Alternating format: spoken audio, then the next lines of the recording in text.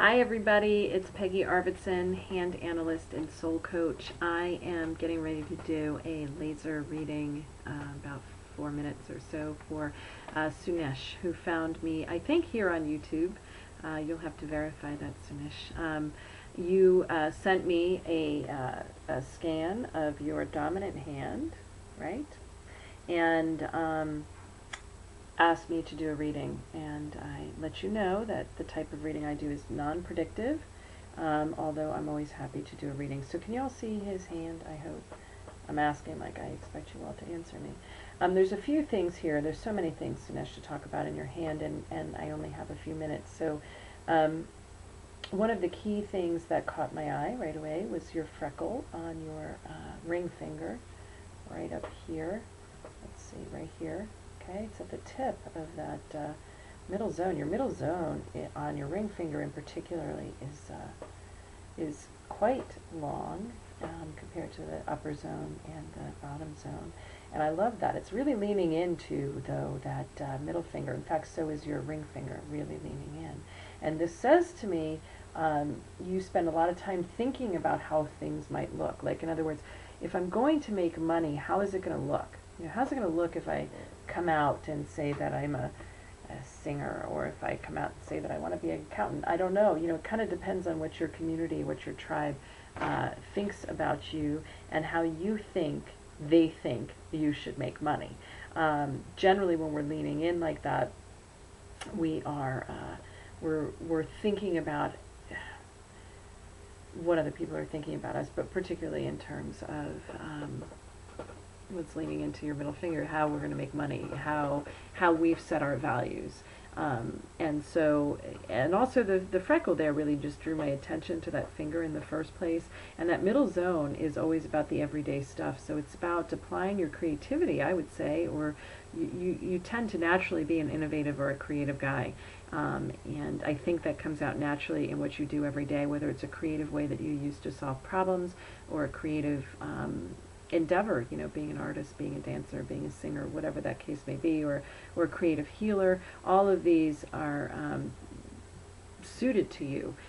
Although I don't know, that freckle usually draws its attention there because you need to kind of pop it out a little bit bigger. So I'd say if you have some creative ideas, maybe you are an accountant, but you have some creative ideas for creating another stream of business, or creating a different way to make your living using your accounting background, that seems a little off the beaten path, but makes good sense to you, why not pursue it? Because that middle zone is very strong for you, and it's very creative.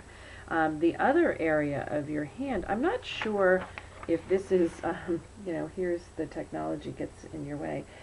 There's a little something right around here. I don't know if it's a scar actually on your hands, or if it's just something on our paper.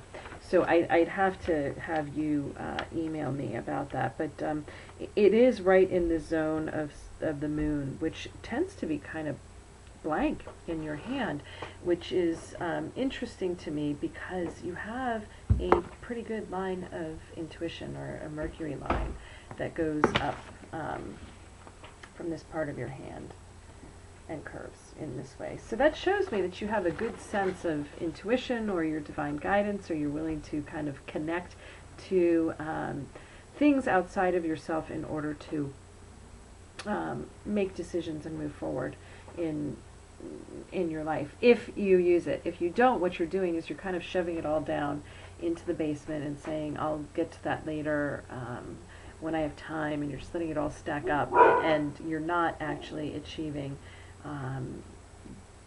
the sense, you're not really taking advantage of the messages that you're getting. And I think that could be because you're not quite sure how to do it, or maybe you're trying to do it the way everybody else says to do it, and you have this other creative way.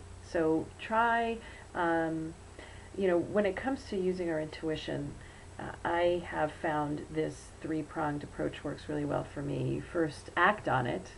You know, act on that little voice, or that little message that comes to you, or that gut feeling. Act on it. Just do what it says, or move to where it says to go. And then you can ask for more information if it's not making any sense. Okay, so I acted on this, but I still don't see what the point is. Is there anything else? What more can you give me? And always acknowledge, always say thank you. Be grateful for what you've received. Be grateful for the fact that you are receiving this divine guidance. So act, acknowledge, and ask in any format is a good one for you. So Sunish, I want to say thanks for sharing your hands. I know there's a lot of things in your hands here. There's a lot of energy intertwined between the family and the way that you think and the way that you'd like to make a living, and it seems that if your heart's not in the job, you have a hard time completing the project. You certainly have the power and the energy of a strong warrior. You can use that courage that you have first for yourself and then for the cause that you believe in.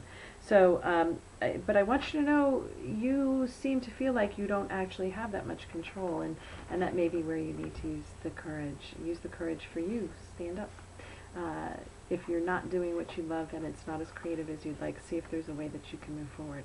Thanks for sharing your hand with me, Sunish. Take care.